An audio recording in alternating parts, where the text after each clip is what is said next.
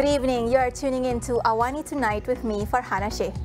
Money laundering charges against former media advisor to the 6 p.m. dropped. And could there be a Hartal 2.0 if grievances not addressed by the tabling of Budget 2022? That's coming up.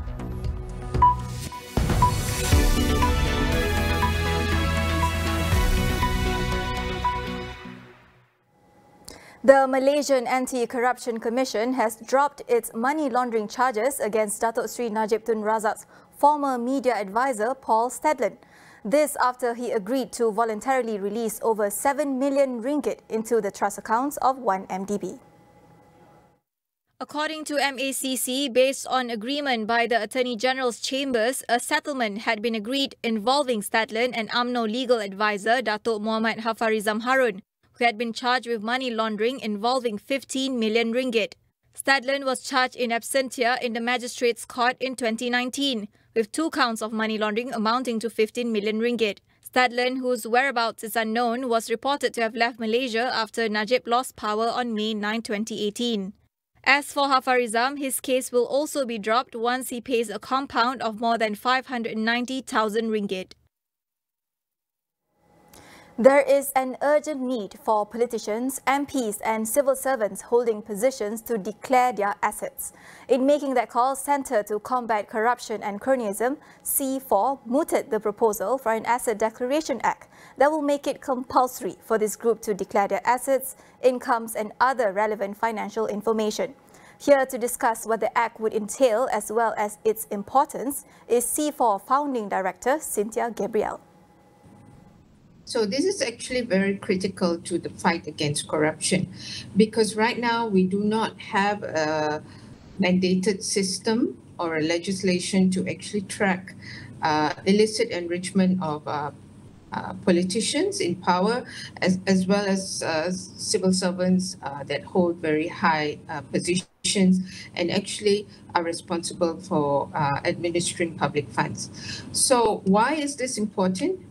We have seen for the last number of years a shocking number of politicians, ministers, and even a former prime minister involved in unexplained wealth, living beyond their means and outrightly abusing their powers for personal gain. So it is really quite critical that we have a legislation in place now. Cynthia adds that an Asset Declaration Act should be transparent and be able to hold those in power accountable by tracking their illicit enrichment.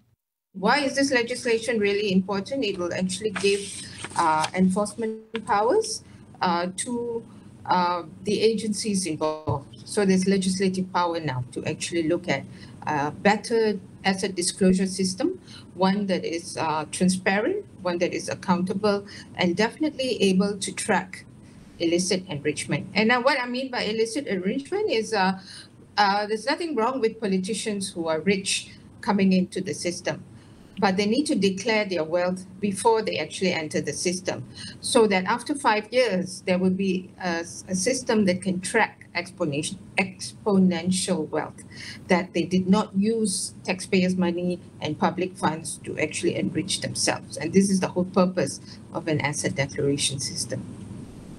With the general election looming, Cynthia stressed the crucial need for the Asset Declaration Act to be in place so the rakyat would have confidence in elected candidates.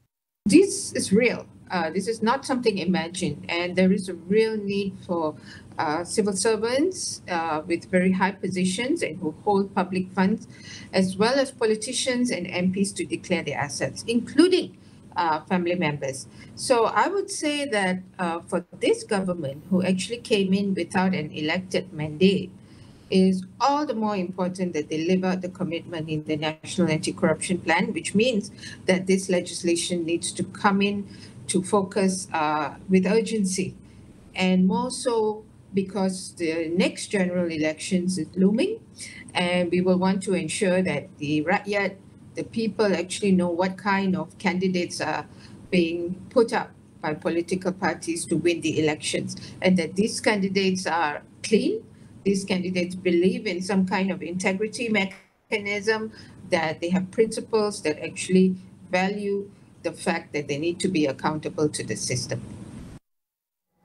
The Hartal doctor contract movement will strike again with a second walkout should the government fail to come up with a satisfactory solution for contract doctors before the tabling of Budget 2022. This is after Health Minister Datuk Seri Dr. Adam Baber promised that the government will look into the matter, but it would require at least 2 years. The movement's spokesperson, Dr. Mustafa Kamal, said that 2 years is too long. But considering the current political situation and instability in the country, he said the movement agrees to give the government some time before coming up with a solution. In the meantime, he said the movement is now planning to form a union for junior doctors and are currently engaging with the Malaysian Trades Union Congress and Congress of Unions of Employees in the Public and Civil Services to ensure their voices will be heard. On Monday, a group of contract doctors walked out of hospitals nationwide to push for reform of the public health contract employment system. The Ministry of Health detected 11 COVID-19 cases in Parliament yesterday. Health Director General Tan Sri Dr. Nur Hisham Abdullah said 10 positive cases were detected through RTK antigen saliva test kits, while one more was detected through an RT-PCR test. He added that as of 8 p.m. yesterday, a total of 1,183 in the Parliament building conducted COVID-19 testing using the saliva test kits. In light of these positive cases, authorities will conduct investigations, risk assessment, contact tracing, preventative and control measures, as well as cleaning and disinfection of Parliament.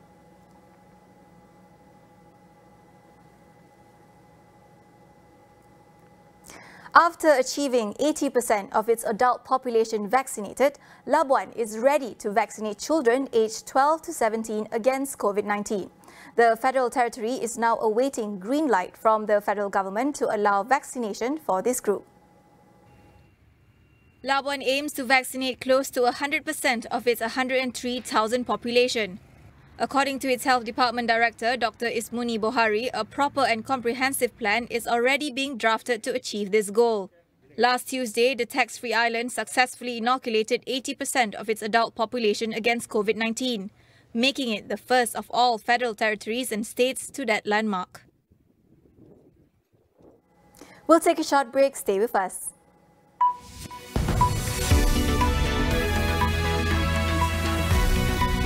Self-lockdown tu penting. Lebih kurang pergerakan, maka lebih sukar untuk COVID menjangkit kita. Untuk tempoh 2 minggu ni, duduk di rumah.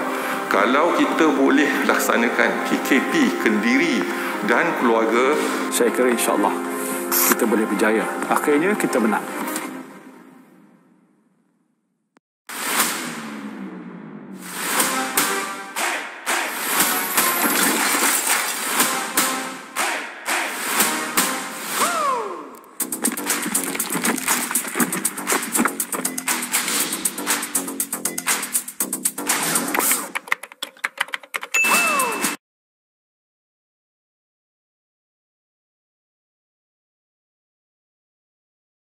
After he became the first person to be convicted under the national security law Beijing imposed on the city. The landmark sentencing came 4 days after he was found guilty of inciting secession and terrorist activities.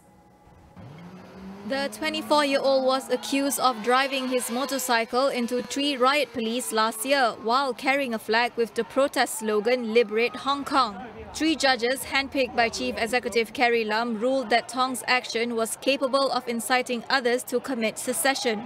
The sentencing marks the end of Hong Kong's first ever trial under the sweeping security legislation, which was enacted last year.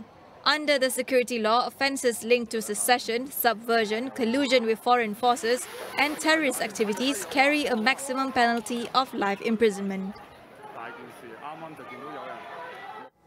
After a 17-month closure, Saudi Arabia will open its borders again. The kingdom will allow vaccinated foreign tourists into the country beginning August 1st. Travellers with Saudi-approved jabs from Pfizer, AstraZeneca, Moderna or Johnson & Johnson will be able to enter the kingdom without quarantine, provided they show proof of a negative PCR test taken within the last 72 hours. However, no announcement were made on lifting restrictions on the Umrah. The reclusive kingdom has sought to boost tourism by introducing tourist visas in September 2019.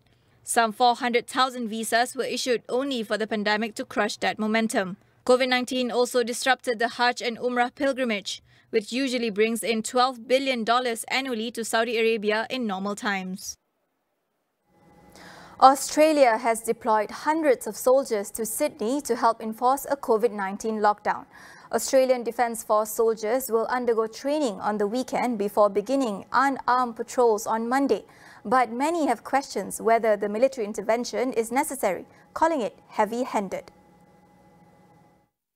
The lockdown in place until at least end of August restricts people from leaving their home except for essential exercise, shopping and medical reasons. Despite 5 weeks of lockdown, infections in Sydney continue to spread. Officials recorded 170 new cases today, down from 239 cases yesterday. New South Wales Premier Gladys Berejiklian said she will appeal for more vaccine doses to be sent to the state. She also warned people against attending an anti-lockdown protest planned for Sydney this weekend.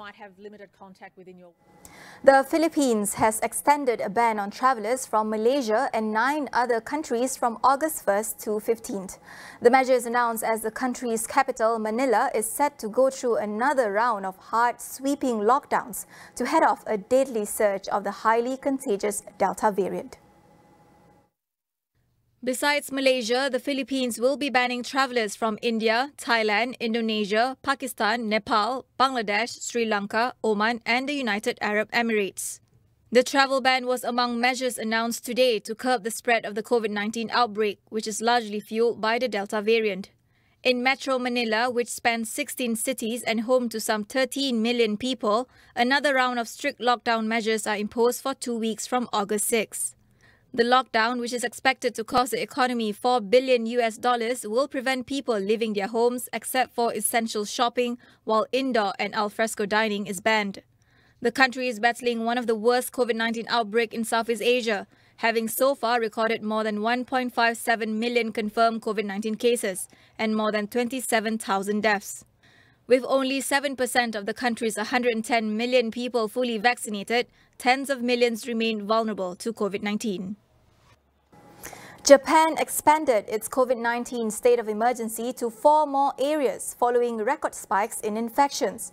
Prime Minister Yoshihide Suga declared today that Saitama, Kanagawa, Chiba and Osaka will face emergency restrictions effective from Monday until August 31st. Meanwhile, emergency measures already in place in Tokyo and the southern island of Okinawa will also be extended until the end of August, after the Olympics and well into the Paralympics, which start on August 24th.